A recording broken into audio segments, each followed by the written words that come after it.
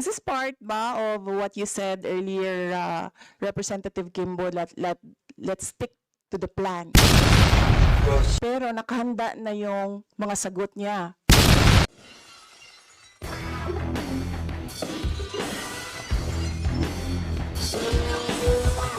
Madam Chair, nasabi kanina, ang gist lang na nakuha ko na nasabi kanina ni Representative Luistro.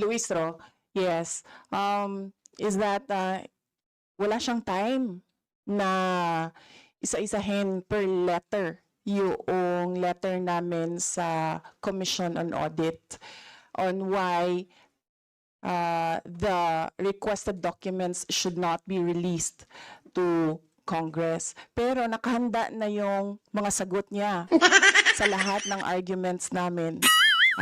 Sa national security, sa due process, and sa separation of powers. Is this part ba of what you said earlier, Representative Kimbo, let's stick to the plan? Yun yung narinig ko sa iyo kanina na hindi mo in-accommodate yung point of order na question. I do not recall saying the phrase, stick to the plan.